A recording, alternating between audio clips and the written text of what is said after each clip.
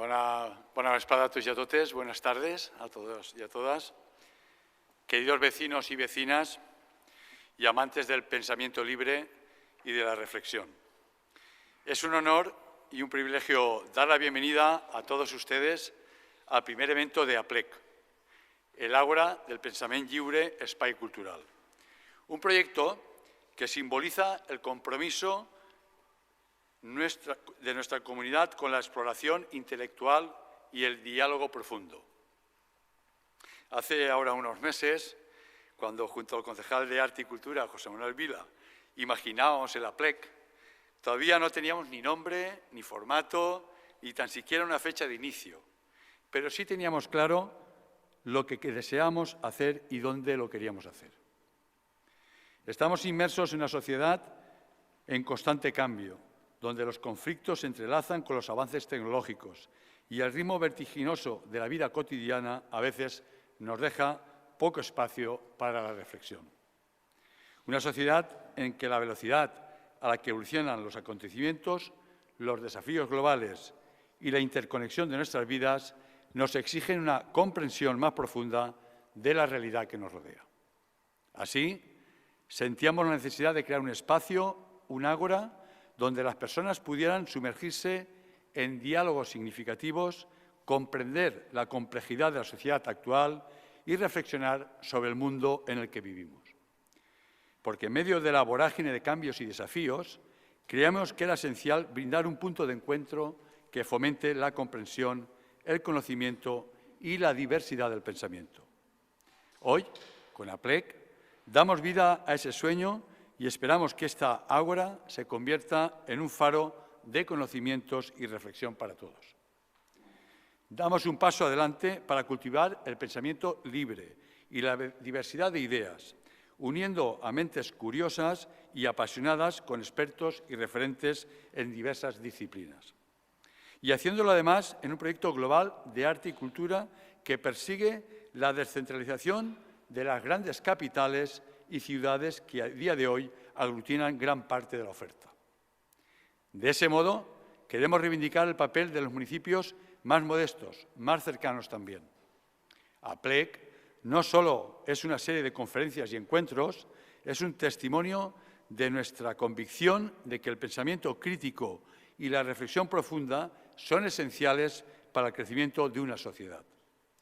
Queremos que esta ágora sea un espacio donde las ideas florezcan, donde la sabiduría se comparta y donde las voces diversas se escuchen. Durante los próximos días y meses, APLEC nos brindará la oportunidad de explorar temas que van desde la política, la ciencia, hasta cuestiones culturales y de actualidad. Invitamos a todos a participar activamente, a hacer preguntas, a compartir sus perspectivas y a contribuir a la riqueza de este espacio de encuentro. No podríamos haber elegido un lugar más emblemático para este evento que nuestro querido Castell de Riba-roja, que no solo es testigo de nuestra historia, sino también el anfitrión perfecto para estas conversaciones que dan forma a nuestro futuro. En conclusión, deseo que APLEC sea un catalizador de inspiración, conocimiento y entendimiento mutuo, que esta obra se convierta en un referente no solo en nuestra región, sino más allá de nuestras fronteras y que amplíe la ya interesante oferta artística y cultural de calidad en la que, como sabéis, ponemos en valor la calidad de nuestro centro. Gracias a todos por esta parte de este emocionante viaje, que es APLEC, sea un espacio donde las mentes se abran, las ideas prosperen y la comunidad se fortalezca a través del diálogo y la reflexión. Saben que aquí tenemos una exposición magnífica que es el ECA de Arte Contemporáneo, un nuevo espacio de libre pensamiento y de arte cultural. Saben también, y si no, se lo comunico, que tenemos dos grandes museos de la historia de Riba-roja de Túria. Por tanto, con Esteban Beltrán, director de Amnistía Internacional en España, iniciamos este proyecto para nosotros muy interesante, desde la humildad, pero con mucha pasión para que salga bien. Bienvenidos a APLEC, el corazón del pensamiento libre a Riba-roja de Túria. Os dejamos con el concejal de Arte y Cultura, José Manuel, que dirigirá las palabras. Gracias.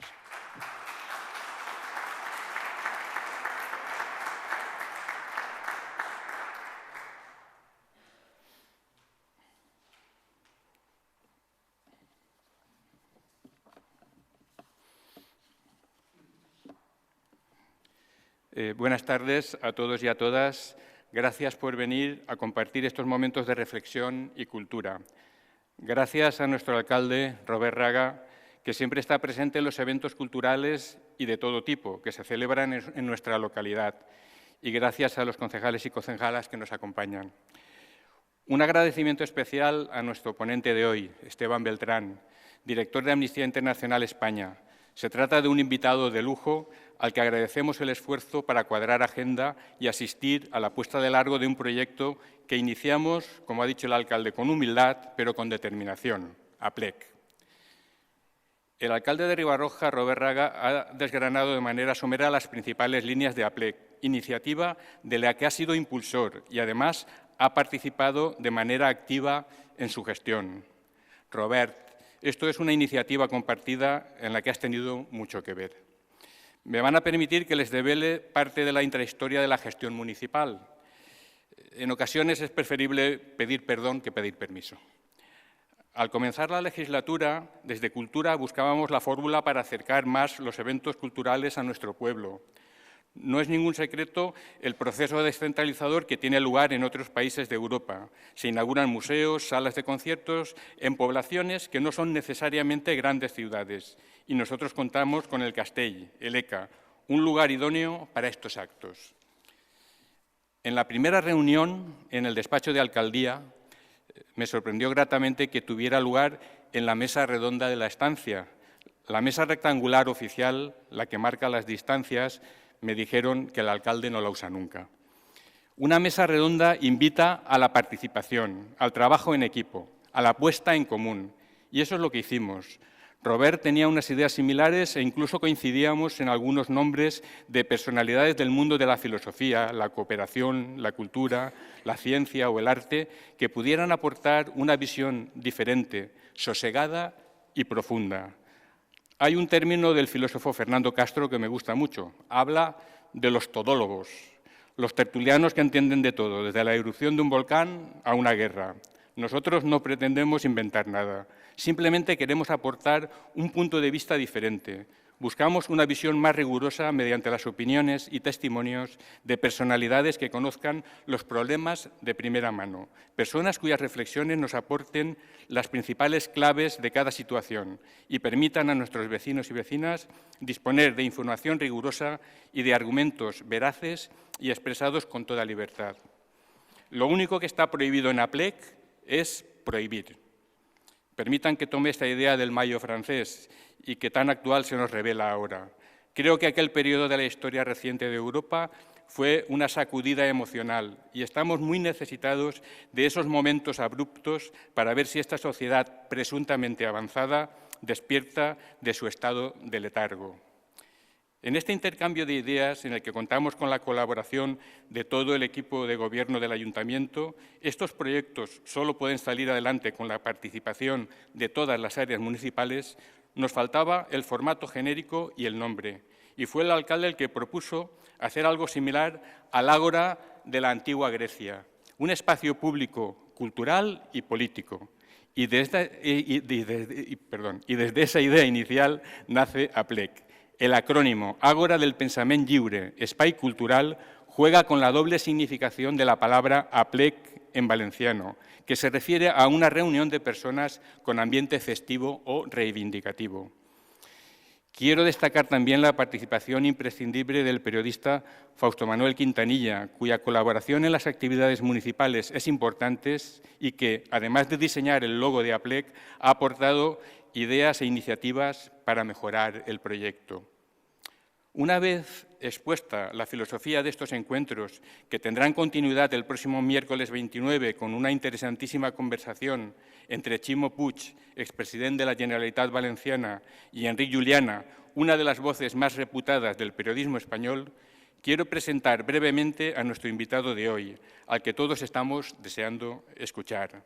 Realmente Esteban Beltrán no necesita presentación. Su dilatada trayectoria en defensa de los derechos humanos, su presencia en los medios de comunicación estos días como profundo conocedor de la crisis de Gaza, nos recuerdan la importancia de seguir luchando por unos derechos que han costado mucho de alcanzar y, al parecer, son demasiado fáciles de vulnerar. Tuve la fortuna de conocer personalmente a Esteban Beltrán hace casi un año en la gala de Amnistía Internacional Andalucía, celebrada en Córdoba. ¿Te acuerdas, Esteban? Por supuesto, lo conocía por sus apariciones públicas, pero su testimonio, sus argumentos me impresionaron y me hicieron pensar en muchos conceptos que aparentemente tenemos claros y no lo están tanto. Esteban es un gran conocedor de la evolución de los derechos humanos en España y en el resto del mundo y de los peligros que amenazan los sistemas democráticos. Quiero recordar que Esteban Beltrán ingresó en la ONG Amnistía Internacional el día siguiente al golpe de Estado fallido de 1981 y es director de la misma en España desde 1997. Es diplomado en Estudios de Desarrollo por la Universidad de Londres, profesor universitario invitado en las universidades de Granada, del País Vasco o la Autónoma de Madrid, entre otras, además de autor de varios libros y publicaciones sobre derechos humanos, el más reciente titulado Derechos torcidos, tópicos, mentiras y medias verdades sobre pobreza, política y derechos humanos. Hasta junio de 1997 fue investigador para violaciones de derechos humanos en Guatemala, Costa Rica y Panamá. Su trabajo consistía en documentar e investigar violaciones a estos derechos en estos países y diseñar el trabajo de presión sobre sus gobiernos. En los últimos años también ha llevado a cabo, en nombre de Amnistía Internacional, 20 misiones de investigación sobre el terreno, recogiendo testimonios y hablando con los respectivos gobiernos.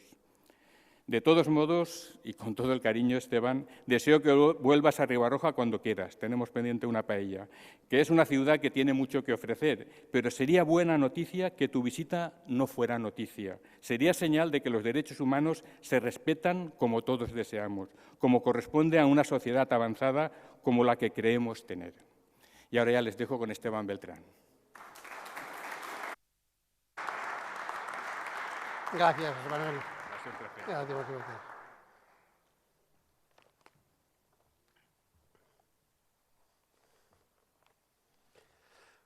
Bueno, ¿cómo están? ¿Bien? Bueno. Espero no deprimirles mucho. El tema que vamos a hablar hoy es un tema muy serio, difícil. Así que le he dado muchas vueltas a ver la forma. La mesa me la han dejado un poquito lejos, pero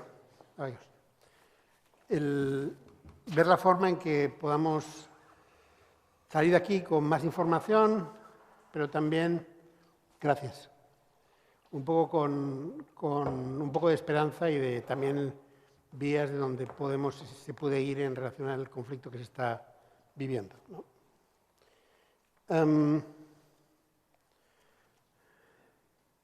Ahí verán que pone 75 aniversario de derechos humanos. ¿Eso qué significa? Para los derechos humanos no han cumplido 75 aniversario, tienen muchos más años. Pero no quería ya meterme en lo que está ocurriendo en Israel, en los territorios palestinos ocupados, sin antes hacer una reflexión que no quiero que pase desapercibida, que es que el 10 de diciembre de este año se cumple el 75 aniversario de lo que yo llamo la Constitución de la Humanidad.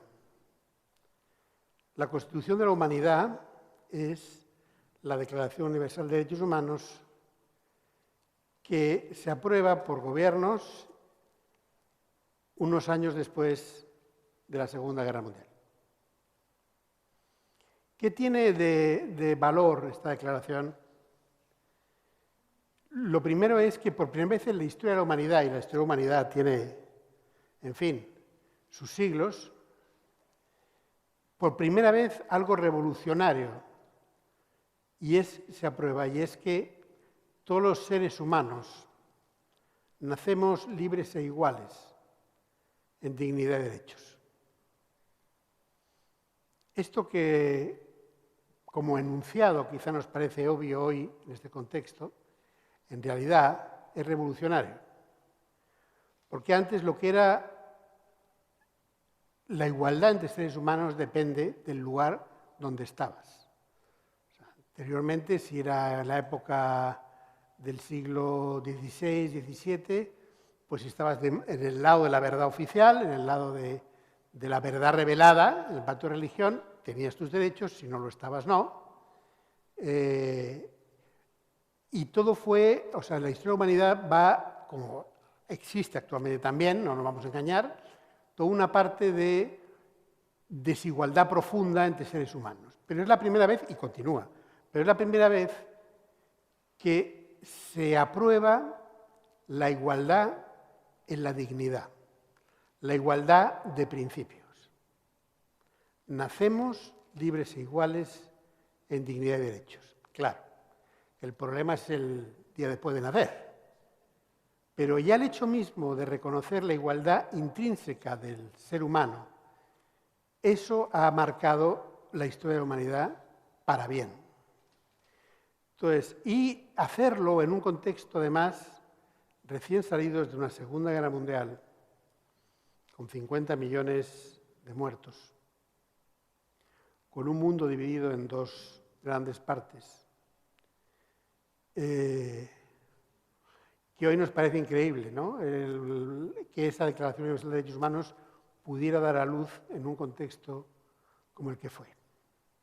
Pero fue ese contexto de Segunda Guerra Mundial en el cual se había provocado el Holocausto.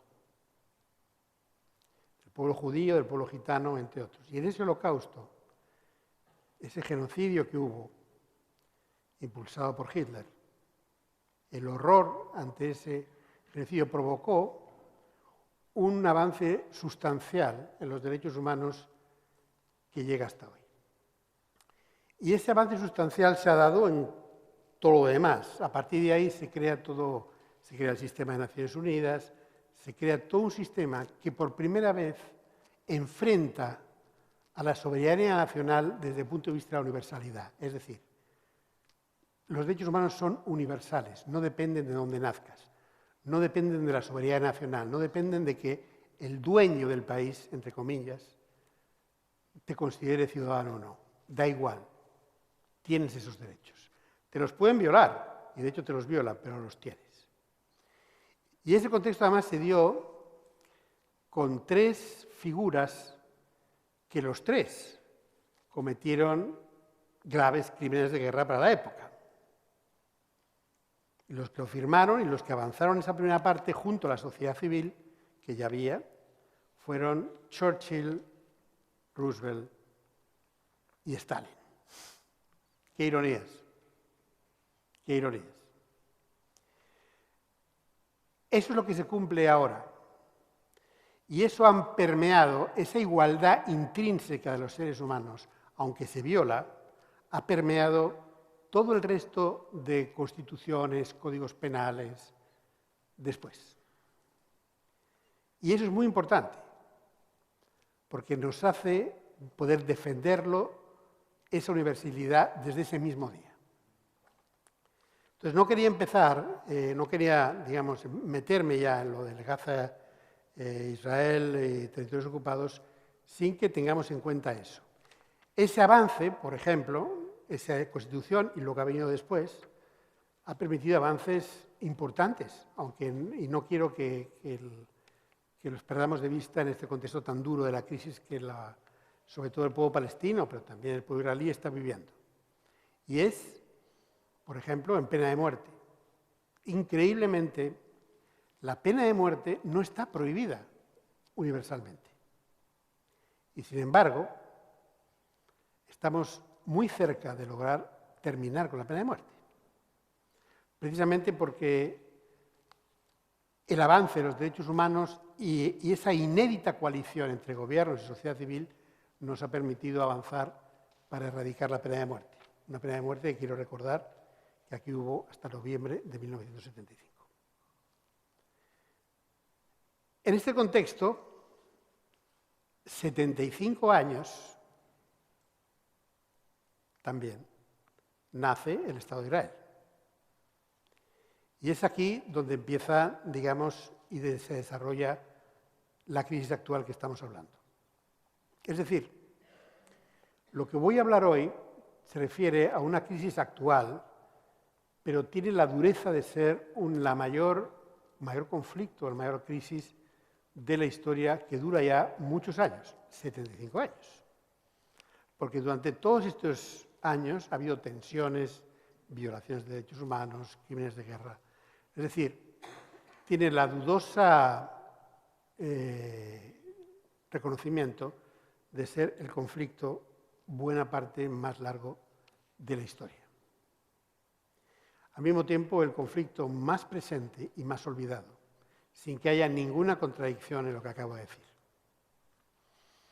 Por lo tanto, todo no empieza el 7 de octubre con los ataques de Hamás y las ejecuciones sumarias de casi 1.200 israelíes en el sur, el 7 de octubre.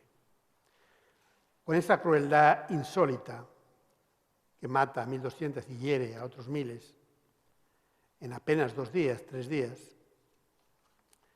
viene de algo muy lejano y viene de cuestiones estructurales que voy a tratar de ir reflejando mientras hago la conferencia. En ese momento en que hay ejecuciones sumarias, se lanzan miles de cohetes hacia el sur del país, cuando se toman rehenes, mueren 2.200 personas, la mayoría de ellos civiles, y 3.500 resultan heridos y 240 secuestrados. Hasta hoy una buena parte de ellos, esperemos que unos 40 en los próximos 4 días sean liberados.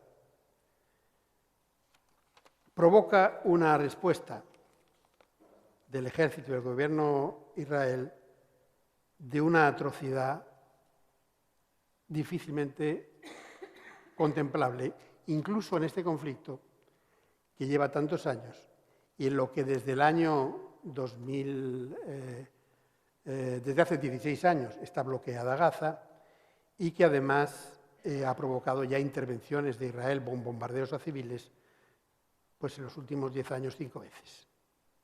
Aún en contextos de tanta gravedad y tanta crueldad como se ha desarrollado este conflicto, estamos alcanzando unas metas, estamos alcanzando unos niveles de crueldad desconocidos. Y lo digo yo, como decía José Manuel, que llevo unos cuantos años en esto. Así que tengo una gran responsabilidad para empezar esto sin aguar la inauguración del Ágora. Entonces, y lo tengo pendiente que José Manuel, Fausto, el alcalde, pues lo tengo muy presente para intentar al final, todo esto que voy a decir, nos lleve a una cierta situación de esperanza, porque al fin y al cabo el Ágora también tiene que ver con esperanza. Entonces, ya lo que era un bloqueo de Gaza, a partir del 9 de octubre, se convierte en un asedio completo sobre Gaza. Se corta el suministro de electricidad, el combustible, los alimentos, y están metidos, en esta caso, 2.200.000 personas en un territorio. Este territorio, por ejemplo, el norte de Gaza, tiene la longitud de la ciudad de Valencia. El sur de Gaza es como la ciudad de Málaga. Y ahí están 2.200.000 personas. Es decir, es uno de los lugares más poblados del mundo. A partir de ahí, el 13 de octubre, después de bombardeos, el ejército israelí provoca lo que llamaríamos no solo crímenes de guerra, que luego explicaré lo que son, sino lo que llamaríamos crímenes de la humanidad, cuando habla a evacuar el territorio y desplazarse hacia el sur, en principio con 24 horas.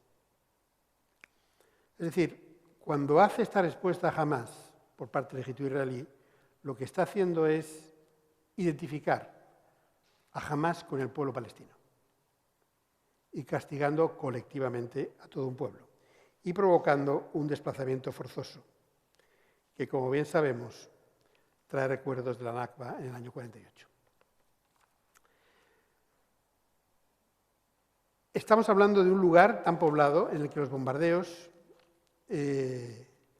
junto con las incursiones militares terrestres, han acabado con la vida de al menos 11.500 palestinos, de los cuales 4.000 son menores y más de 3.000 son mujeres.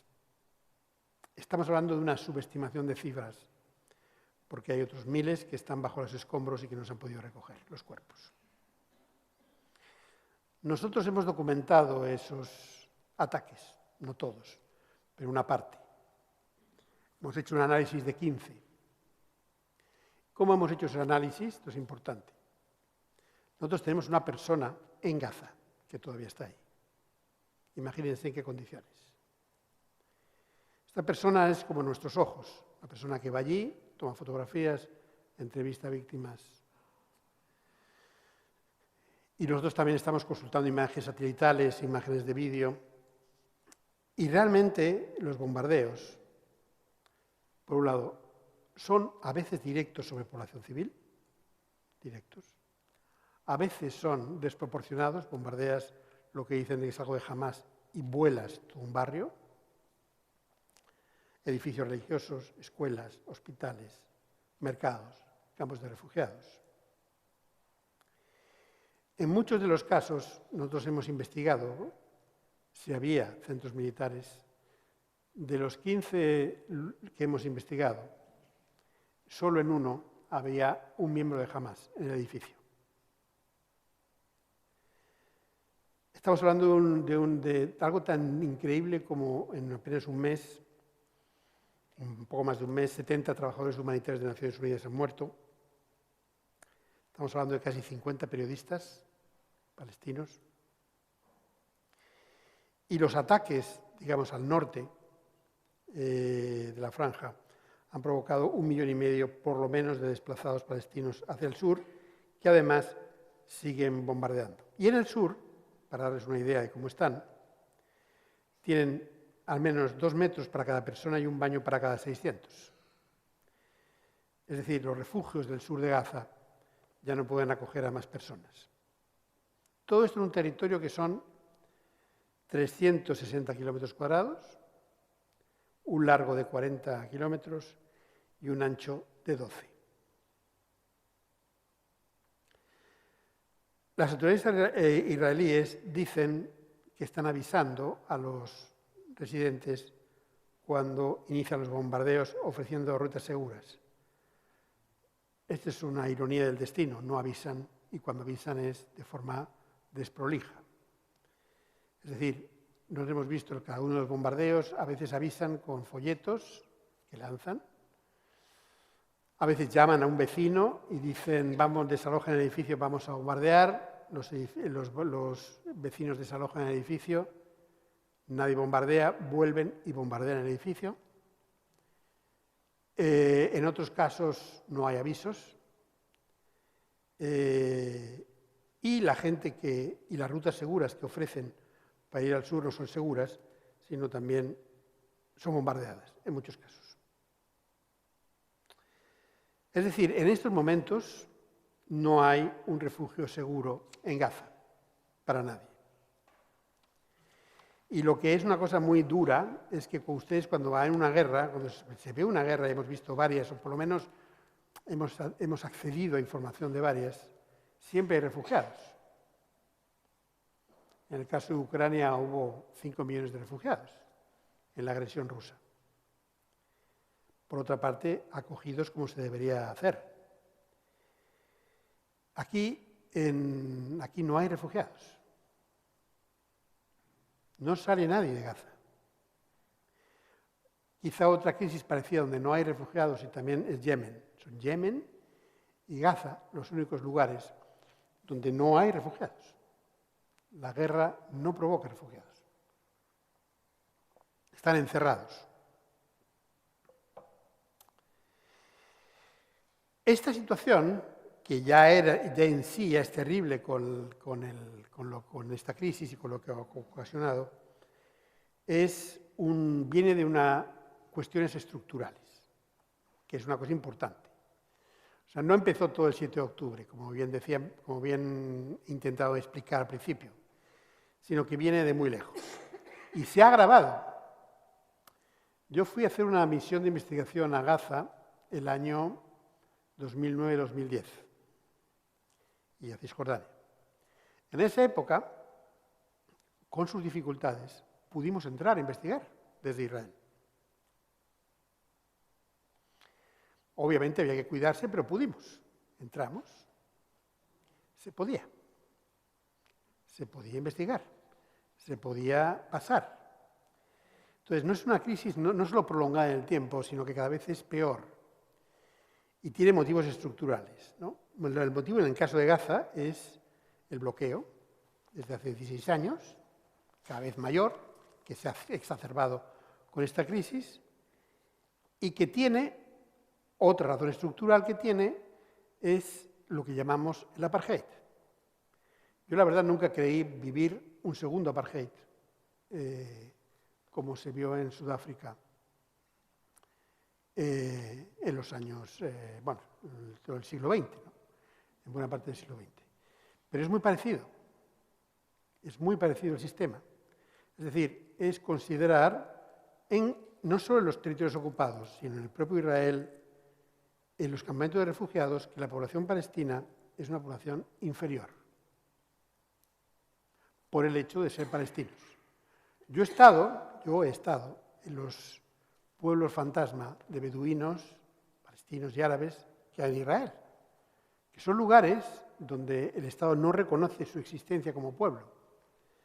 Y estas personas edifican sus escuelas, pero no tienen alcantarillado, no tienen nada, y cada cierto tiempo el ejército de Israel demuele las viviendas. Estos beduinos árabes y palestinos también han muerto por los cohetes y los atentados de Hamás. También. Y es un sistema de apartheid que se ha ido además deteriorando. Es decir, el año 2018, por darles un ejemplo, se aprueba la ley de ciudadanía en Israel que establece, negro sobre blanco, que solo el pueblo judío tiene derecho a estar en el lugar.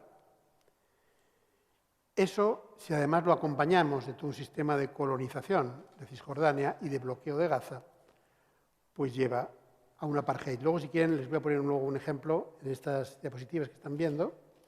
Ahí pueden ver un poquito el apartheid y cómo es un poquito la fragmentación, ¿no? Ahí están viendo, por ejemplo, en la franja de Gaza, pues determinadas cuestiones que tienen que ver con Israel y la franja de Gaza, ¿no?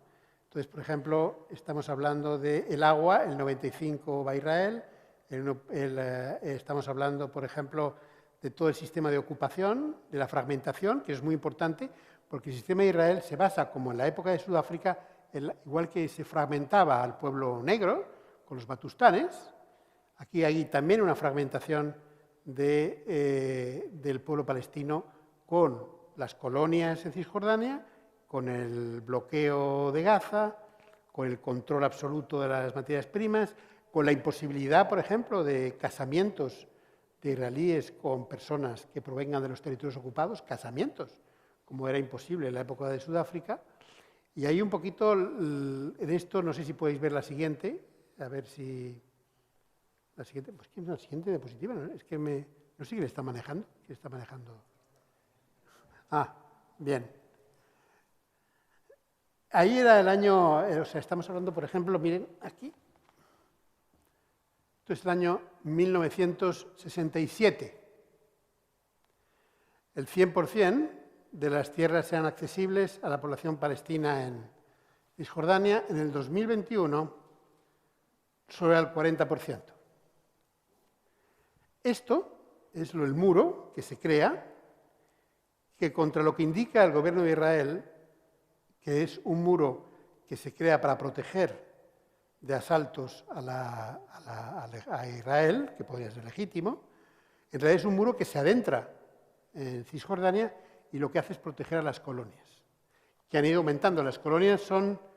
El establecimiento de colonias está prohibido cuando eres una potencia ocupante, es como cuando fue Irak ocupado por Estados Unidos, hubieran traído en un puente aéreo gente de Wisconsin. Pues hubiera sido raro, ¿no? Ocupando ciertos lugares. Pues esto es exactamente lo mismo desde el punto de vista legal. Una potencia ocupante legalmente, ¿no? Esto es parte del muro que se mete adentro y aísla los lugares palestinos para proteger las colonias. Por tanto, esta es una razón estructural. No sé si queda otra...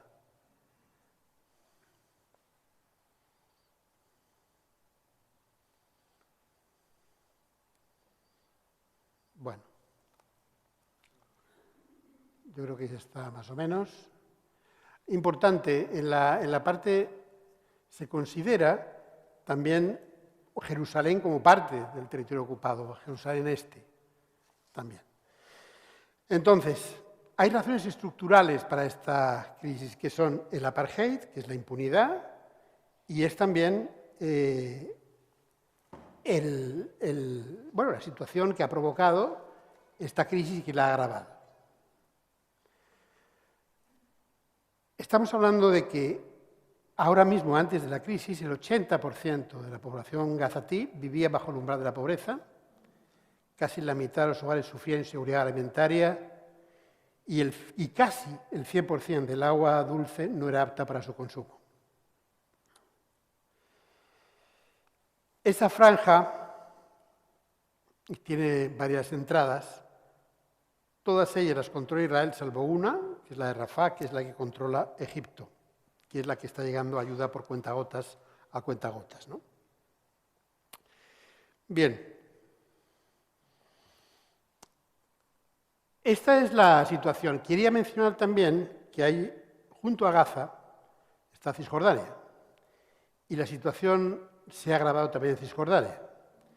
Es decir, los colonos, coordinados con el ejército israelí, han aprovechado para expulsar de varios de las tierras, unos 900 palestinos.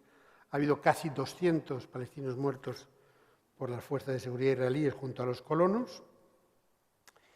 Y Cisjordania se encuentra ocupada desde los acuerdos de paz de Oslo de 1993. Nosotros de entonces ya no somos los mismos, atención, los acuerdos de Oslo, ¿no?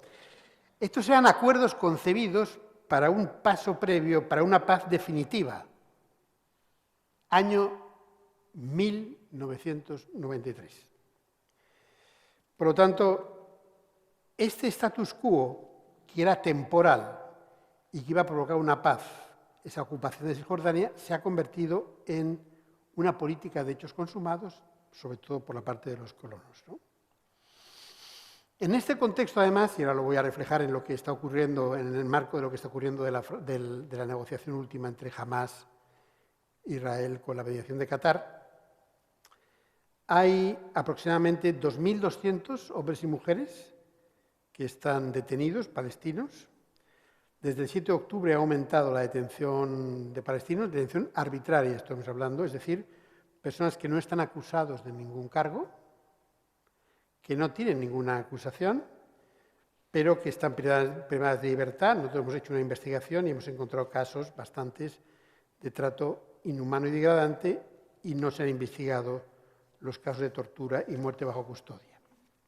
Por lo tanto, simultáneamente a la situación en Gaza, empeora la situación en Cisjordania. Al mismo tiempo, en Líbano ha aumentado la tensión por los bombardeos de Hezbollah.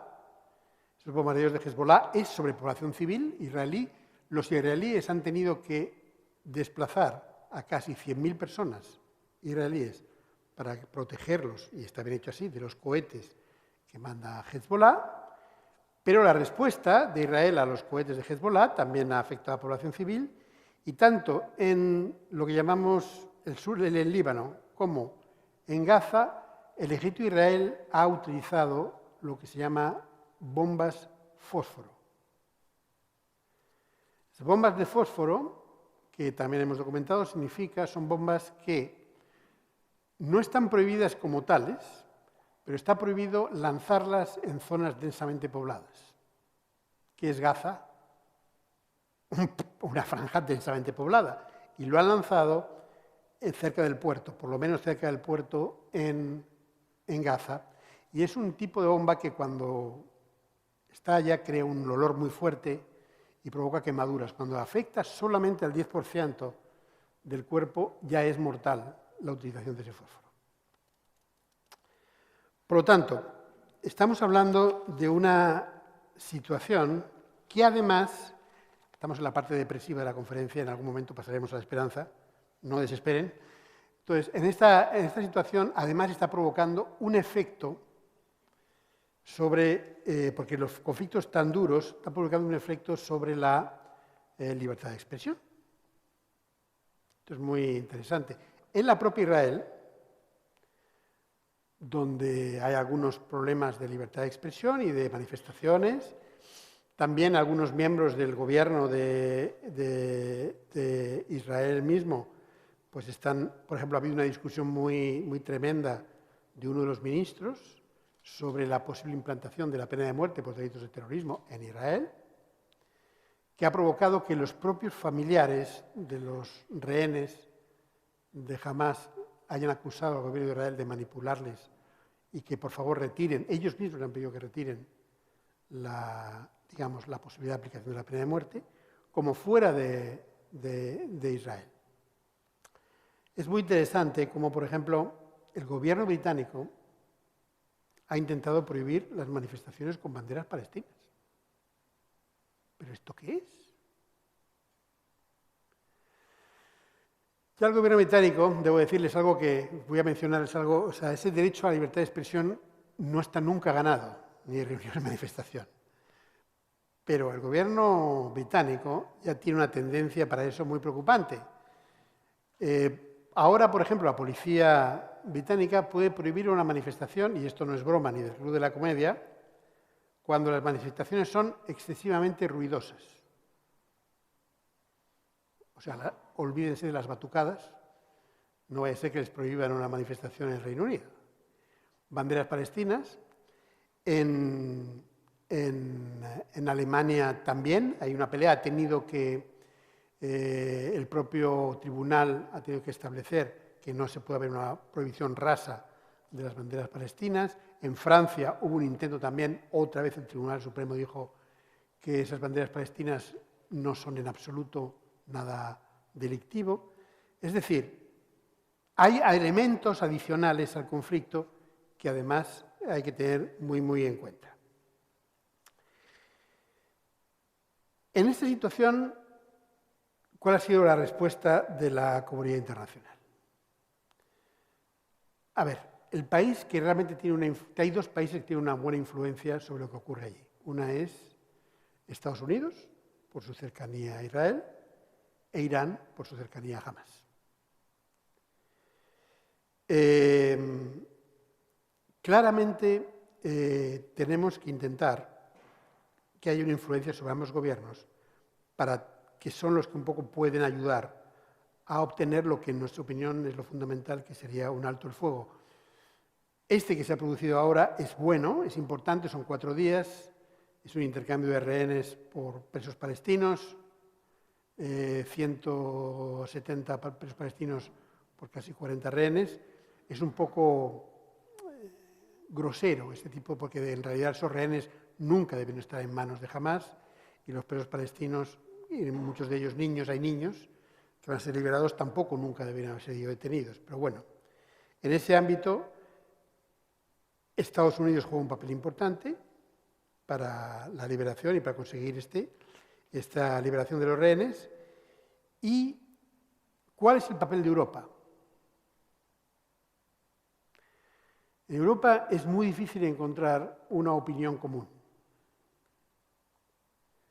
Tenemos países que están, con respecto a Palestina, con respecto a Israel sobre todo, los europeos en general hacen declaraciones muy buenas. Nos oponemos a la demolición de viviendas, nos oponemos al establecimiento de colonias en el Jerusalén Este, pero de ahí a la acción no hay apenas. Aunque hay diferencias, hay gobiernos que piden alto el fuego, hay gobiernos como por ejemplo el de Irlanda o el de Suiza, que han sacado en los últimos 2 días declaraciones diciendo que van a apoyar con fondos la investigación de la Corte Penal Internacional en los territorios palestinos ocupados. Y hay otros gobiernos, como el alemán, como el austriaco, que directamente apoyan a Israel. Por lo tanto, Europa tiene una posición muy poco consistente en relación a lo que está ocurriendo en Israel. Los países árabes también. No hay una posición común, salvo algunos elementos que tienen que ver con la preocupación por la población civil palestina, pero tampoco hay nada que pase a la acción de forma directa. Por lo tanto, estamos hablando, por ejemplo, de que Israel no ha cumplido ni el 1% de las resoluciones del Consejo de Seguridad que se refiere a sus políticas de apartheid, ¿no? Es decir, un dato importante. De las 83 veces que se ha usado el poder de veto en el Consejo de Seguridad de Naciones Unidas, en 42 ocasiones ha sido empleado por Estados Unidos contra resoluciones que condenaba a Israel, por ejemplo, por sus asentamientos ilegales en Palestina. Por lo tanto, y la Unión Europea se encuentra en un equilibrio imposible de sostener, que es el principal promotor de la ayuda humanitaria al pueblo palestino y al mismo tiempo es el principal socio comercial de Israel. ¿Cómo se come eso? Entonces, ante esta situación, hubo también 4 resoluciones fallidas del Consejo de Seguridad en los últimos 30 días, pero finalmente, y aquí es donde nos vamos metiendo un poquito en la parte de la esperanza, el Consejo de Seguridad de Naciones Unidas ha ejercido cierta función y liderazgo y el 16 de noviembre adoptó una resolución que pide, otra vez el lenguaje, pausas humanitarias urgentes y extensas y expone la necesidad de abordar la situación de los niños y las niñas en la franja de Gaza ocupada. Es la primera decisión del Consejo de Seguridad en años en que no ha habido vetos. Es interesante que después de esta decisión del Consejo de Seguridad y de la gran presión de prácticamente una buena parte de los gobiernos del mundo y una buena parte de la sociedad civil, haya por primera vez un alto el fuego, aunque sea precario y de 4 días.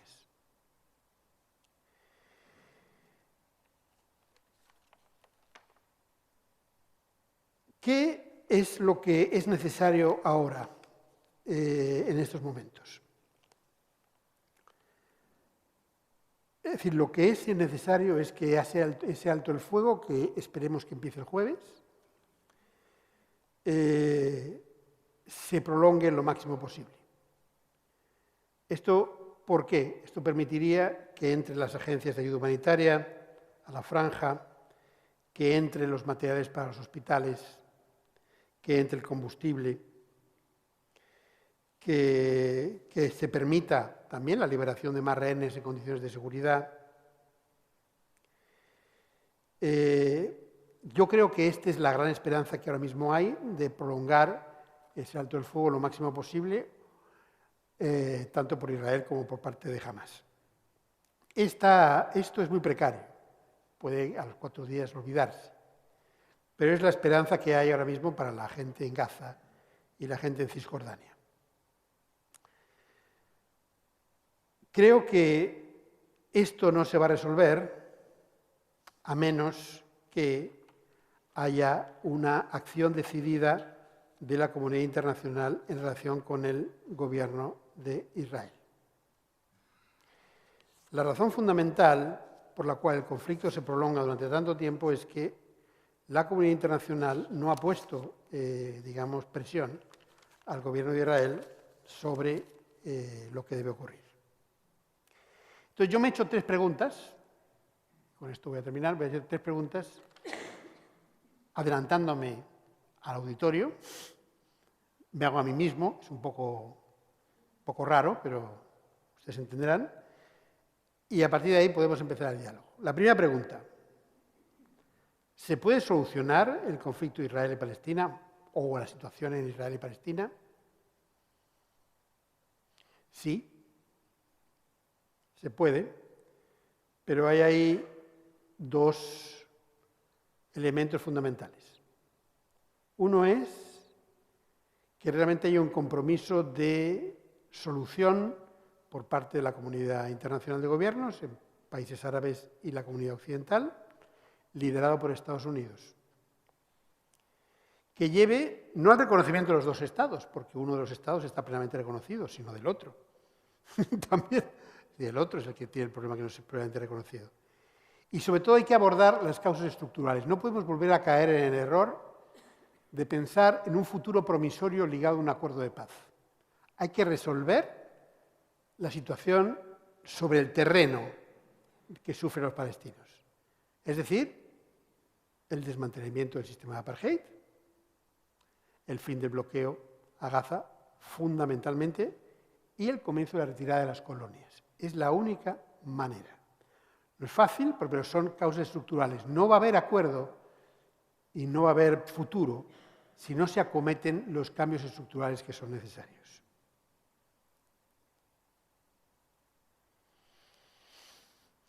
La segunda pregunta es, ¿qué nos parece el alto el fuego actualmente acordado? O sea, es una medida de 4 días. El acuerdo, quiero recordar, es intercambio de rehenes, de unos presos palestinos por rehenes de Hamás. Esto permite 4 días de alto el fuego y permite la entrada de cierta ayuda humanitaria a la franja. Es muy limitado, pero es lo que tenemos. Un alto el fuego tiene que ser mucho más sostenido en el tiempo. Porque si ese alto el fuego sostenido en el tiempo, ¿qué permitiría? Debería permitir la reconstrucción de la actividad de los hospitales, debería permitir, por eso, la entrada del combustible, debería permitir que la ayuda humanitaria no fuera solamente para gente del sur, sino también para gente del norte, de Gaza, debería permitir que la Corte Penal Internacional investigara los crímenes de guerra que están produciendo. Es decir, uno no puede investigar los crímenes de guerra con bombardeos diarios. Por lo tanto, la presión tiene que ser por un alto el fuego sostenido en el tiempo. ¿Qué efectos colaterales, esta sería la tercera pregunta, tiene para el resto del mundo el conflicto Israel-Palestino? He hablado de varios. He hablado de lo que tiene que ver con libertad de expresión, pero hay 2 más elementos que les quiero comentar. Uno es, Europa corre el riesgo de, como pasó con Ucrania, se le vuelvan a ver sus costuras de dobles estándares. En el caso de Ucrania, como bien saben, recibimos, y creo que está bien así, ante un crimen de agresión por parte de Rusia, a 5 millones de refugiados ucranianos. Pero al mismo tiempo que recibimos con entusiasmo a 5 millones de refugiados ucranianos, rechazamos cualquier otro refugiado que tenga la piel negra. Esto solo tiene una palabra que nos duele oír, pero es así, que es racismo. Y ese es el primer doble estándar que hemos visto en la Unión Europea. Eso sí, lo de Ucrania nos ha permitido ya una cosa, y es, ya no nos pueden decirnos los gobiernos europeos, hombre, que no podemos recibir a tanta gente. Eso ya no lo pueden decir, digo yo, ¿no? Ahora corremos el otro doble estándar, que es con Israel y Palestina. No solo entre Israel y Palestina, sino, por ejemplo, con países árabes. ¿En qué manera vamos a poder decir nuestros gobiernos árabe, saudí, que viola, como hace gravemente los derechos humanos, que ejecuta a menores de edad, o a Irán, que mata a 300 manifestantes en 2 años? ¿Con qué fuerza moral lo vamos a decir si la Unión Europea no es capaz de defender con la misma fuerza moral y oponerse a los crímenes de guerra contra el pueblo palestino? O sea, el que no solo tiene un efecto sobre el pueblo palestino, lo que hace Europa, que lo tiene, su falta de definición, su cosa pusilánime, ¿no? Las últimas declaraciones del alto comisionado de Asuntos Exteriores, cuando le pregunta un periodista, ¿cometió jamás crímenes de guerra? Y dice, sí, yo también lo digo, sí, cometió crímenes de guerra jamás. Y cuando dice, ¿cometió Israel? Dice, no soy abogado. Pues no es abogado para una cosa y para la otra, digo yo. Entonces, eso va a debilitar nuestra capacidad de influencia, nuestra capacidad de hablar de derechos humanos con fuerza ante los países árabes, por ejemplo, ante Arabia Saudí, ante Qatar, ante Irán, ante sus poblaciones, ante Marruecos. Por lo tanto, ese es otro efecto que va a tener. Y hay un tercer efecto que hay que estar muy atentos también, y es que han aumentado, después de esto, los ataques, lo que se llaman ataques antisemitas, también. Y hay que seguir atentos a esto, porque es verdad que igual que no podemos confundir pueblo palestino con Hamas, no podemos confundir gobierno de Israel con pueblo israelí. Sabiendo además que el pueblo israelí, como bien saben, su sociedad es una sociedad muy compleja y muy diferente y muy diversa. Entonces hay que estar atentos también que eso no provoca ataques de antisemitismo. En Alemania es un ejemplo donde ha habido varios ataques serios relacionados con antisemitismo en el último mes y medio. Por lo tanto, está viviendo la gente que, sobre todo, que está en Gaza, sobre todo en Gaza y en Cisjordania, una situación que se prolonga 75 años, que va a peor, que se ha ido agravando, y que además tiene un impacto, ese conflicto no es un conflicto aislado, es un conflicto que conecta al mundo con las violaciones y abusos a los derechos humanos.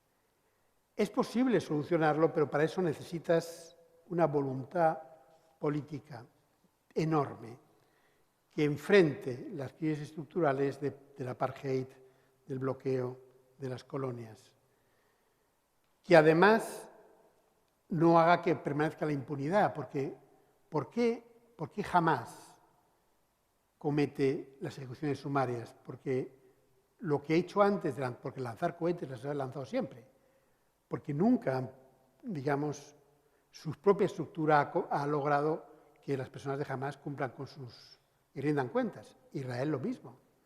Sus militares cometen crímenes de guerra y ninguno rinde cuentas. Entonces, esa impunidad, al final, como bien sabemos los que trabajamos en derechos humanos, la impunidad es el motor de nuevos conflictos y nuevas violaciones de derechos humanos y nuevos crímenes de guerra.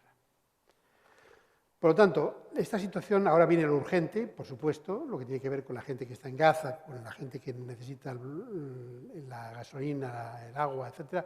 Pero después de eso, o bien nos encaminamos hacia un olvido, en el mejor de los casos del conflicto, y otros años, o bien se aprovecha el drama para hacer realmente un cambio que permita avanzar los derechos humanos en esa parte del mundo. Porque igual que he mencionado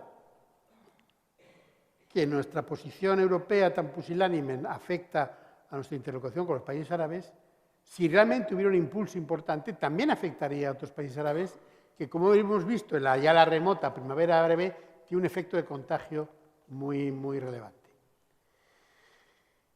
Esto es lo que quería contarles. No es fácil hablar de esto de una manera que deje cierta esperanza, pero realmente, por lo menos, aunque sea una situación tan desesperada, ahora ese lugar está con la atención del mundo, es parte, yo creo que es muy importante esa movilización enorme que hay de sociedad civil en todo el mundo sobre esto. Los grandes cambios vienen de la sociedad civil y de presión a sus gobiernos, y es la esperanza que tenemos es que afianzar este alto el fuego y que realmente logremos un avance en las condiciones de los palestinos primero y luego en un acuerdo de paz. Gracias por escuchar.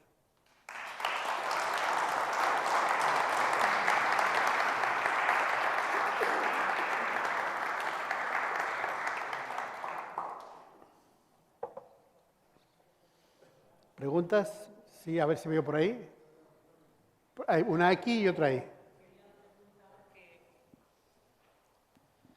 Quería preguntar, ¿está ya bien así?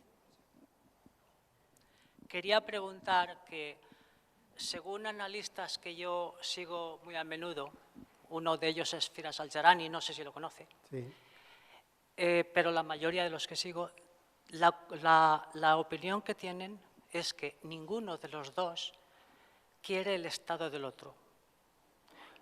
Israel, porque quiere hacerse con el gran Israel, que es no solo esos terrenos, sino terrenos de Líbano, terrenos de Jordania, terrenos de muchos, ¿vale?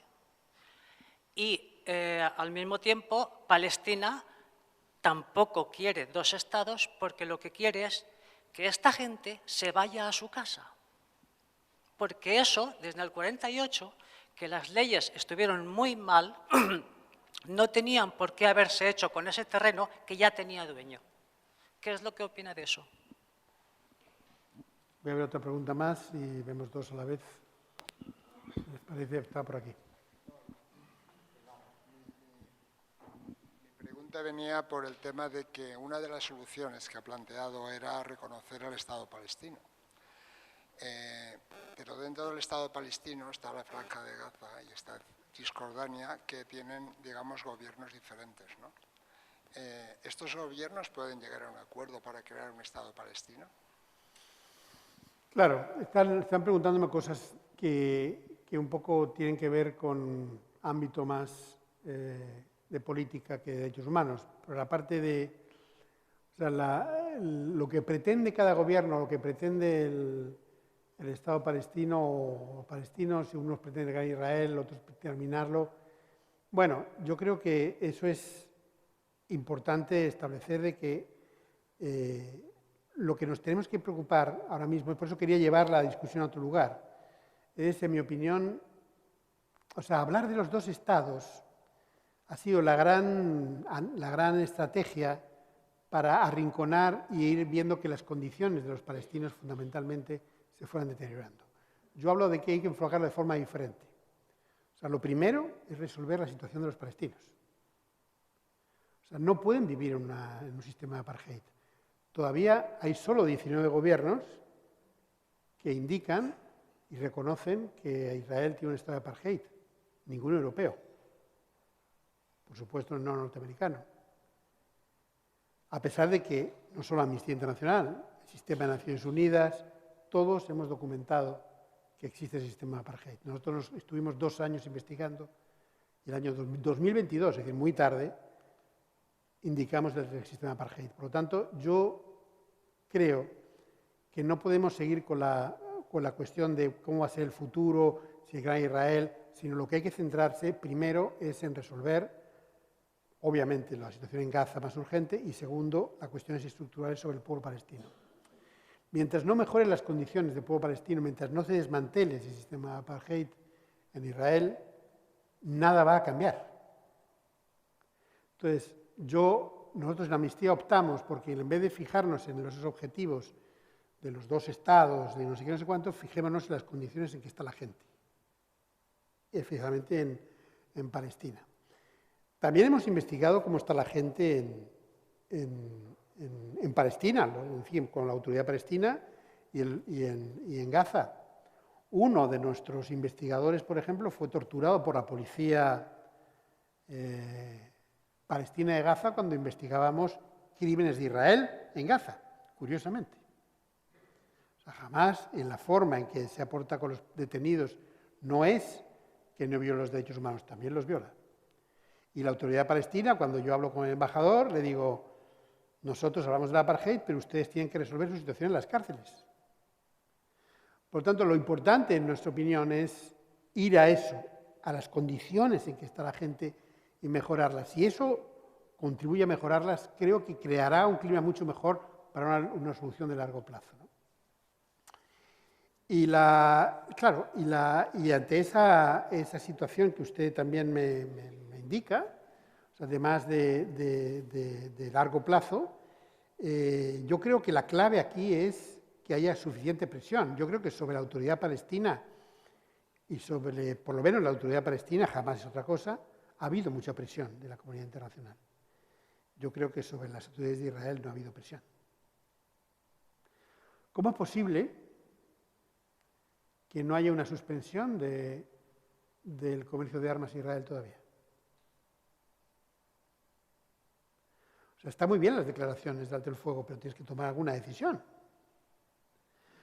Y no es que eso provocaría un cambio en el conflicto, porque Israel produce muchas armas y las exporta. Pero es un mensaje político muy poderoso. Entonces, mientras no haya esa presión, en un contexto además de gobierno de Israel muy preocupante en que sus declaraciones son cada vez más preocupantes en lo que está diciendo, y quien gobierna, etcétera, etcétera, pero mientras no haya esa presión, en mi opinión, no va a resolverse nada. Y esa presión solo la puede provocar el gobierno de Estados Unidos. Por eso hoy, por ejemplo, Amnistía ha estado en una buena parte del mundo delante de las embajadas y consulados de Estados Unidos, porque es el factor y el actor fundamental para que el alto el fuego se prolongue y para que la situación cambie un poco. Sí. Sí, a ver, has citado como que, y creo que en esto estamos todos de acuerdo, que la presión internacional diríamos que es el motor para que realmente se pueda solucionar el conflicto, o una parte muy importante, ¿no? Por otra parte, citabas que Europa es parte del problema ahora y no de la solución, o he entendido, o he querido entender eso. Pero yo quería hacer la siguiente reflexión y pregunta. Estamos en este momento muy interesante sobre dónde va Europa y quiénes quieren que siga Europa y quiénes no quieren que siga Europa. Es decir, en Europa tenemos un conflicto muy importante en este momento. Y, por tanto, como no somos un Estado, que somos una unión de intereses votados por los ciudadanos, la complejidad de nuestros acuerdos de posición internacional es muy, muy visible. Entonces, yo lo que quisiera saber tu opinión, si no existiera Europa, ¿estaríamos mejor sobre el conflicto de influencia palestino-israelí? ¿O, a pesar de la Europa que existe, tenemos mejor posición, aunque no la deseamos, que si no existiera Europa? No, yo creo que Europa es un lugar donde todavía la cuestión de derechos humanos tiene una importancia. Es un lugar donde, en fin, no quiero remontarme históricamente, que hay muchísimos, seguro que hay historiadores por todas partes, pero quiero recordar que había siglos en que guerreábamos durante 100 años, ¿no? Así que no creo que en Europa es un lugar donde los derechos humanos juegan un papel relevante, donde las dictaduras han desaparecido una buena parte, donde hay una transferencia real del cambio de soberanía nacional a una soberanía regional que tiene sus implicaciones sobre derechos humanos. Por lo tanto, es un lugar donde hay sociedades civiles que pueden presionar a sus gobiernos. Por lo tanto, Europa yo creo que puede jugar un papel muy importante. Pero si Europa sigue utilizando los dobles estándares en materia de derechos humanos, nunca va a perder una parte de su fuerza moral, como la perdió Estados Unidos con la respuesta a los atentados de las Torres Gemelas. Nunca más creyó nadie a Estados Unidos en su política sobre derechos humanos. Cuando crea Guantánamo, cuando crea todo el sistema de detención de personas, cuando crea todo el sistema de torturas en Abu Ghraib. Y una vez pierdes eso, Estados Unidos perdió una buena parte de su impulso de derechos humanos. Cuando Rusia, cuando invade Ucrania y después reprime entera a su población,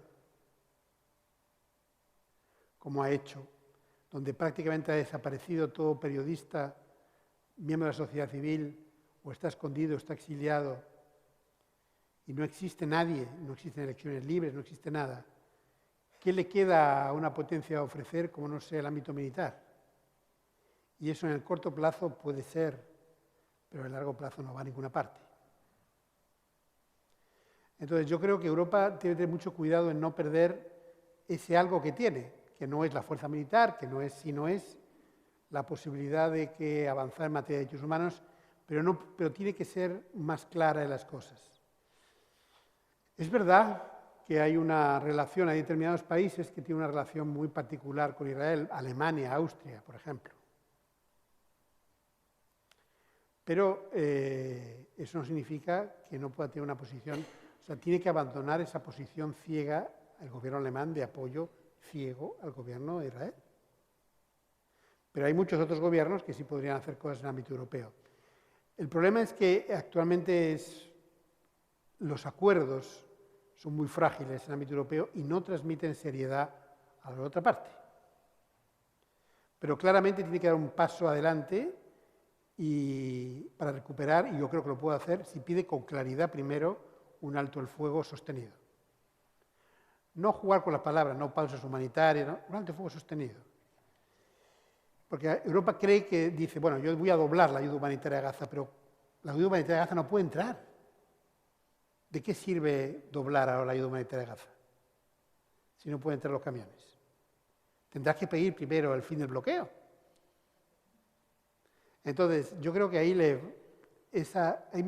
tiene esa fuerza blanda Europa que debería ser capaz de avanzar, pero si sigue con esa posición tan dubitativa con respecto a Israel, vamos a perder esa fuerza que tenemos, yo creo. Pero está mejor que esté Europa que no esté. Yo quería preguntar, bueno, primero quería felicitar a los organizadores de APLEC porque escuchando, viniendo de fuera de Ribarroja, la idea de centralizar la vida cultural, etcétera, me parece una idea fabulosa y yo creo que, vamos, que vaya muy bien y enhorabuena por toda la propuesta que es súper atractiva. Y bueno, y para preguntar a Esteban, yo tenía dos preguntas, entre otras muchas que podían salir, pero bueno, la primera es un poco que has empezado hablando del 75 aniversario de la Declaración Universal, que todos sabemos lo importante que es, ¿no? Pero hay voces que hablan del futuro, ¿no? De que habría que reimaginar esa declaración o hacer una especie de nuevo contrato social, no porque no sea válida, porque es evidente que lo es, ¿no? Sin embargo, ahora vivimos en el mundo de las nuevas tecnologías y es un mundo de oportunidades, pero también de amenazas para los derechos humanos, ¿no? O al fin y al cabo es una declaración que obliga a los estados, pero ¿qué hacemos con empresas que tienen más poder que algunos estados o con los grupos armados? Bueno, un poco plantearte por el futuro, ¿no? Y por otro lado, por el tema de la esperanza, porque claro, es difícil, después de todo lo que está pasando en Gaza y Israel, ¿no? Irnos con algo de esperanza. Tú has puesto un ejemplo que es importante, ¿no? El tema de la pena de muerte, ¿no? Como es un combate que se está ganando, cada vez hay menos países que la tienen, ¿no? Pero claro, en tu trayectoria seguro que has pasado por muchas situaciones, has conocido a mucha gente y seguro que hay cosas que dices, no sé, esto me ha impactado, esto merece la pena seguir luchando por derechos humanos por las cosas que se han ido consiguiendo, ¿no? Entonces, en estos 65 años seguro que hay más motivos de esperanza para que nos llevemos a casa, si nos podías contar alguno.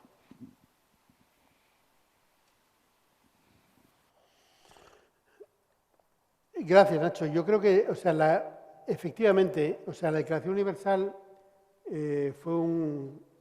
se creó antes de la descolonización, fue un hito muy relevante porque luego creó todo un corpus de derechos humanos centrado en la universalidad de los derechos humanos, pero yo creo que necesita efectivamente una adecuación a los tiempos. Esto es arriesgado, porque no ahora, pero hay que empezar una discusión que nos lleve, yo creo, a una declaración. Yo no lo considero algo urgente, pero algo para futuro, en el que trabajemos. De hecho, Amnistía está organizando lo que se llama todo un debate que se llama la Comisión 48, que es 2048, que es cuando se cumplan los 100 años, haya toda una sociedad civil participando, defendiendo los derechos humanos y llevando la Declaración Universal más allá. Has mencionado dos cosas importantes. La tecnología es una gran aliada para investigar derechos humanos. Y cuando estamos hablando de Israel y Gaza, por ejemplo, pues las imágenes satelitales son fundamentales para conocer lo que está ocurriendo. Un país, el otro día tuve una reunión con una disidente joven de Corea del Norte, que salió de Corea del Norte, y cómo estaba fascinada de cómo Amnistía podía haber identificado los campos de concentración que hay en Corea del Norte. Y los campos de concentración en Corea del Norte fueron identificados no porque Amnistía pudiera entrar, porque nadie puede entrar en Corea del Norte, pero lo puedes hacer con las imágenes satelitales, ¿no? Por ejemplo. tenemos un laboratorio para hacer todos los análisis de imágenes, inteligencia artificial, algoritmos, o sea, toda esa parte de tecnología que es muy relevante y nos permite hacer buen trabajo de investigación y movilización, tiene la gran amenaza de no regulación. Por lo tanto, avanzar en la regulación de la inteligencia artificial, prohibiendo ciertas cuestiones, ¿no? Por ejemplo, la inteligencia artificial solamente dedicada a la identificación de individuos debería prohibirse, por ejemplo, ¿no? Con las cámaras en las calles, etcétera, etcétera, con el fin de identificar. O sea, hay una mezcla de prohibición, regulación. Y todo eso, creo que se puede avanzar. De hecho, hablamos antes, hay una directiva europea que precisamente por primera vez en la historia puede regular en una parte del mundo la inteligencia artificial, ¿no? El espionaje, o sea, hablando de Israel, Israel es el creador del sistema Pegasus, ¿no? Por el cual se puede cooptar cada uno de los móviles, no solo para controlarlos, sino para incluir cosas en los móviles que luego te puedan acusar en un ámbito judicial, por ejemplo, ¿no? Entonces, claro, hay todo un camino que hay que hacer en esa parte. Y las empresas, yo creo que las empresas todavía, las grandes multinacionales operan con siglo XXI con legislación del siglo XIX. Es decir, las empresas dicen, bueno, nosotros cumplimos la legislación local. Es como si en derechos humanos dijéramos, no, yo en libertad de expresión cumplo con la legislación local. Todos lo miraríamos sospechosamente, ¿no? Entonces, las empresas dicen que cumplen con la legislación local cuando en realidad lo que necesitamos es un marco internacional para las empresas. Entonces, claro que hay cosas que yo creo que hay que avanzar, no hay que esperar a la declaración, pero sí creo que es importante que de aquí en adelante haya mucho más compromiso de una sociedad civil liderando esa declaración universal o esa nueva declaración para el futuro, un poco a diferencia de lo que fue la Declaración Universal de Derechos Humanos del año 48, que fue más bien creada por gobiernos, aunque fue apoyada por sociedad civil. O sea, cambiar un poco el orden de factores que en este caso sí es relevante para el producto, ¿no? Y el mundo, claro, cuando me preguntan, ¿el mundo cómo está? ¿Peor de hace 48? Bueno, pues yo creo que hay lugares que está mucho peor. En este país está mucho mejor. Vamos a ver. Imaginemos lo que era España en el año 48. Europa también está mejor que el año 48. En materia de derechos humanos, con todas las dificultades. América Latina ha pasado por diferentes cuestiones, pero el problema es que hay un ámbito de derechos humanos que no se suele ligar a derechos humanos, pero que es una amenaza muy grande a todos estos avances que ha habido sustanciales, que es la desigualdad, la pobreza. La pobreza es un contexto y un caldo de cultivo para las violaciones de derechos humanos muy serio. Y la desigualdad también. Entonces, esa concepción de que el derecho a la educación, el derecho a la salud, el derecho a la vivienda, son como derechos humanos de segunda categoría, es profundamente equivocada. Educación, acceso a educación, acceso a la salud, vivienda, son fundamentales, y más en un concepto tan polarizado en el que vivimos, para lograr que el lenguaje de los derechos humanos llegue a la mayoría. Si yo les preguntara ahora cuáles son los principales problemas en España de derechos humanos, responderían seguramente, ¿cuáles? Vivienda, ¿qué más? La desigualdad, el empleo, ¿no? Que normalmente no se unen a derechos humanos. Como si el derecho a un empleo, un trabajo no precario, no fuera un derecho humano. Y esto, si yo les dijera, no, el principal problema son tortura, malos tratos, ¿dónde vive este hombre? Y eso sí que lo asocian con derechos humanos, pero no lo otro. Entonces, es importante que también pensemos no solo en las minorías, sino en las mayorías. La mayoría también tiene que estar de nuestro lado en materia de derechos humanos. Y le preocupa la vivienda, le preocupa un trabajo digno, y le preocupa una atención primaria buena, la salud. Eso es lo que yo creo que falta dentro de todo el ámbito de derechos humanos, meter eso. Y ir no solo con minorías, sino con mayorías, un poco para consolidar. Entonces, yo creo que ha habido grandes avances. Pena de muerte, la esclavitud, en derechos civiles, en democracias débiles, pero por lo menos no tantas dictaduras como había antes. Creo que hay aspectos de gran mejora. Pero hay un aspecto que sigue siendo y que da lugar a todo ese discurso anti-inmigración, demonizador, de otros tan peligroso, que es la desigualdad. O sea, cuando construyamos, las sociedades más estables son las que tienen una clase media más amplia. Y esa clase media más amplia tiene que tener salud, educación, vivienda, derechos que hacen iguales en la práctica a las personas. Entonces, yo creo que ese es el gran elemento que falta, porque la desigualdad se está aumentando en general. O sea, la diferencia entre personas ricas y personas pobres, y con un debilitamiento de la clase media, y eso es muy peligroso para esos discursos y políticas demonizadores que vimos en Argentina, o en Brasil, o en Estados Unidos, o en Hungría con Orbán. Yo creo que ese es el gran reto que tenemos ahora.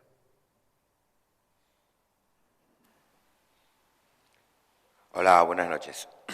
Con respecto, Hamas está claro que no es Palestina, que explotó un poquito con los acuerdos de Oslo del 93, con el enfrentamiento al Fatah y demás. Pero es un ejército irregular o un brazo armado de un movimiento.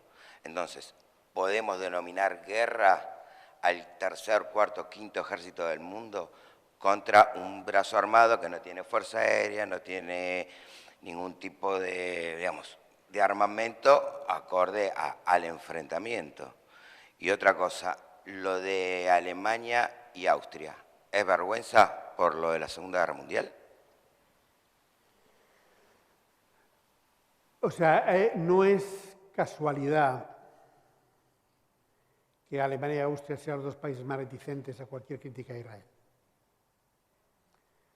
Las mismas declaraciones de sus gobiernos transmiten de que nuestra historia marca nuestras relaciones con el gobierno de Israel. Ellos mismos lo dicen. Por supuesto que hay otras cuestiones, yo creo, más mundanas en todas estas cosas de relaciones, ¿no? Pero es verdad que no se puede, esa parte de historia no se puede evitar. Entonces, en cuanto a lo otro, sí, se puede hablar de conflicto armado, porque no es solo entre las guerras y los conflictos armados, según el derecho internacional humanitario, no es solo entre países, sino que pueden ser ejércitos y grupos armados. Por ejemplo, Colombia, durante muchos años se consideró un conflicto armado interno, en este caso, porque era entre una guerrilla y era el ejército. Y es importante eso del conflicto armado porque nos permite dos cosas. Una, que haya reglas, aunque se violen, derecho internacional humanitario.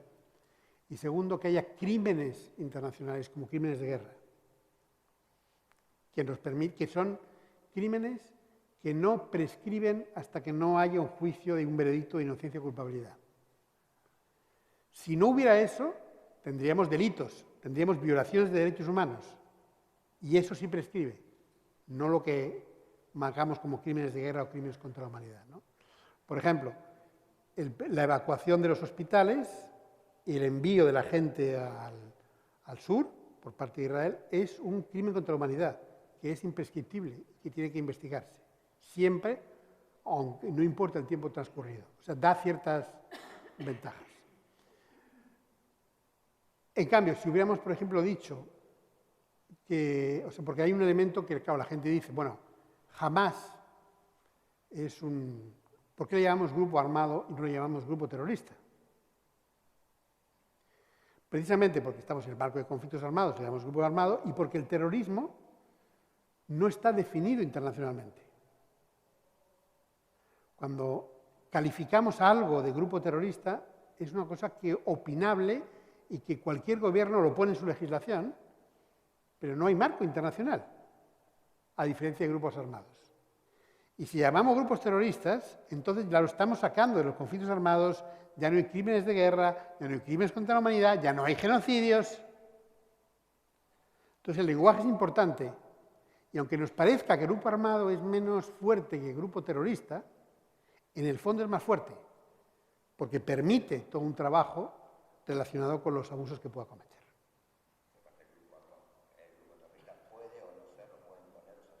Como ha pasado con los hermanos de Irán, las hermanas... Claro, y es algo no definido internacionalmente, por lo tanto depende de cada gobierno que lo pone.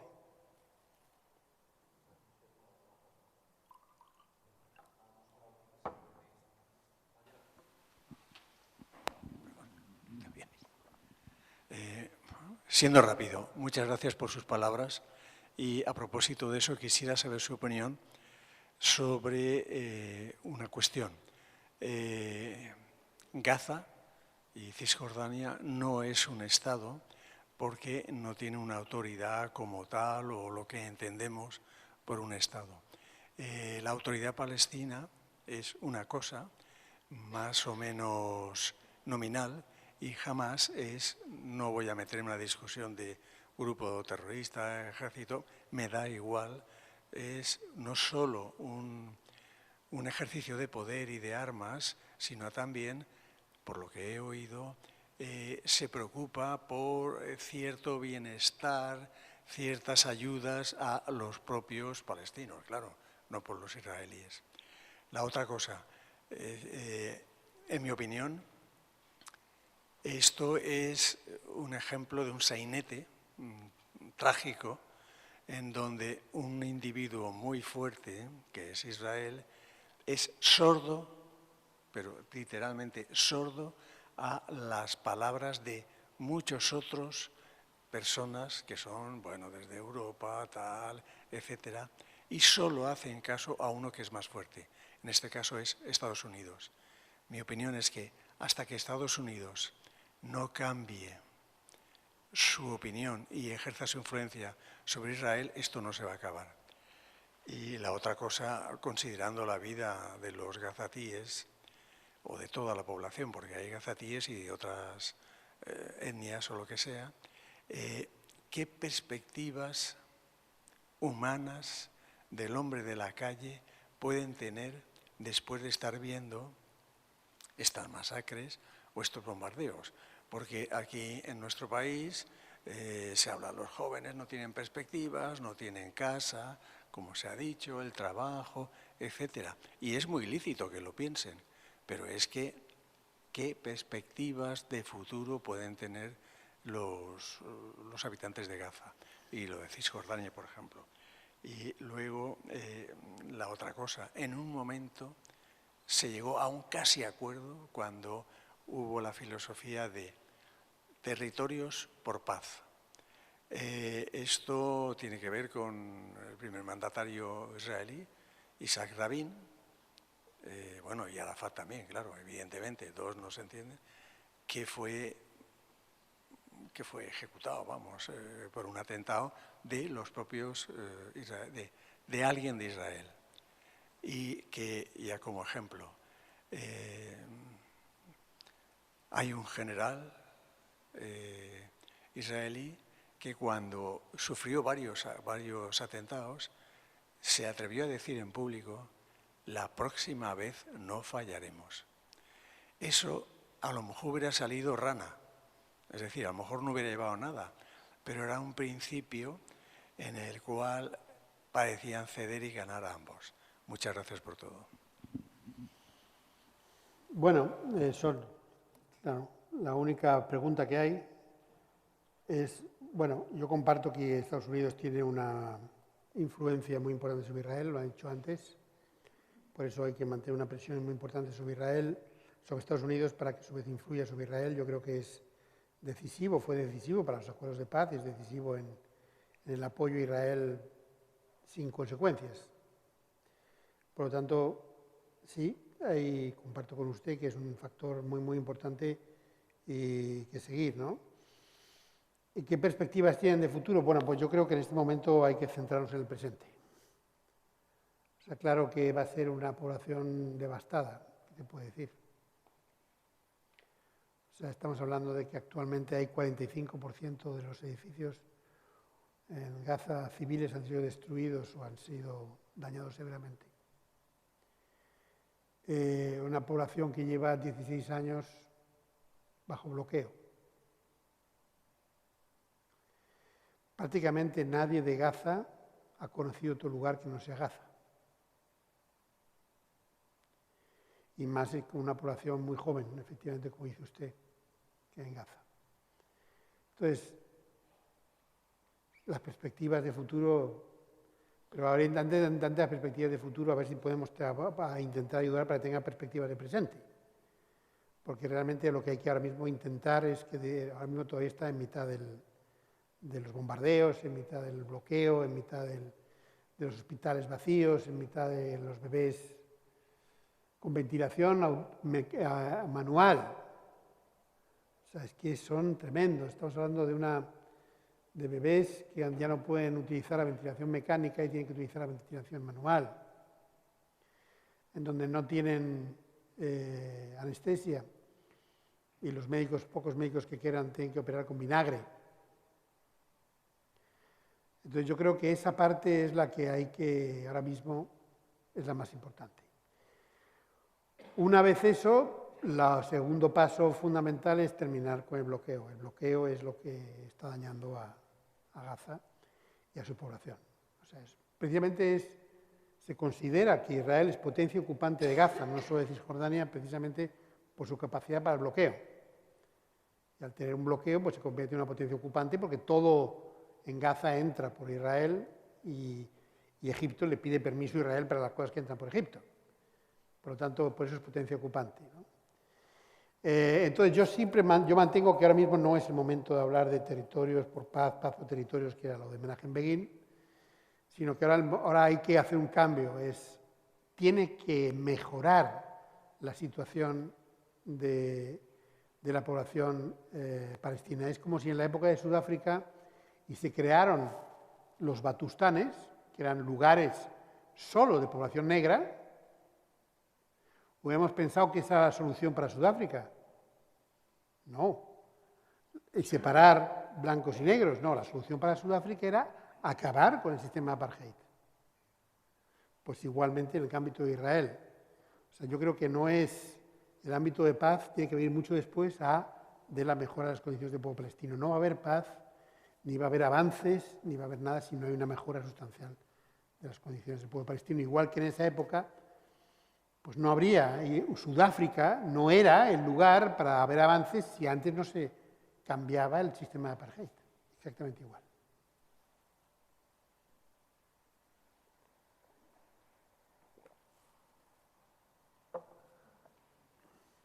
Bueno, un placer. Les agradezco mucho que hayan venido hasta aquí, a este sitio tan hermoso. Y que hay una mano también por ahí, otra mano todavía.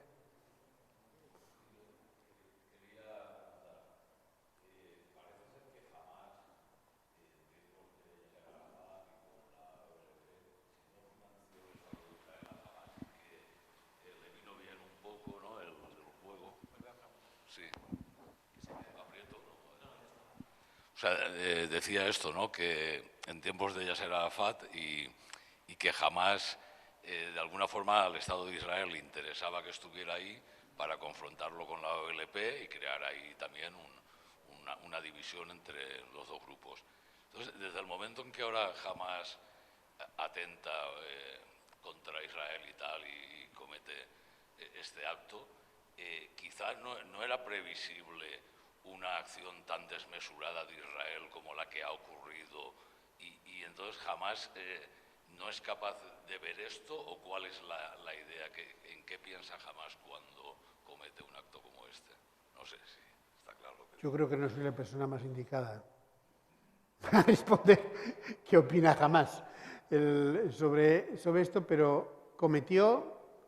O sea, es que es importante dónde ponemos el foco. O sea, porque, claro, este es un conflicto tan largo, tan complejo, es como también los conflictos armados. O sea, ¿dónde ponemos el foco? ¿En las negociaciones de paz o en la gente? ¿En el ámbito político, geopolítico o en la gente? Para mí hay que poner la gente. O sea, jamás cometió crímenes de guerra y sigue cometiendo brutales. Y en 2 días, 3 días, además de los miles de cohetes sobre gente inocente, civil, israelí. Entonces, yo creo que el foco es, claro, le preguntaban al recientemente fallecido corresponsal Ramón Lobo, ¿no? Porque, claro, tú ves un conflicto y tú ves a los periodistas que se centran en diferentes cuestiones. Uno dice, pues en estos momentos la campaña militar va en este sentido. Otro dice, las negociaciones para conseguir van en este sentido. Él siempre decía que él se centraba en la gente. Y en el ámbito de Israel y Palestina hay que centrarse en la gente porque es insoportable lo que está ocurriendo. O sea, lo insoportable. Y por eso no es baladí que pasara la primera resolución del Consejo de Seguridad de Naciones Unidas en años, porque estaba centrada en los niños. Porque es insoportable ver eso.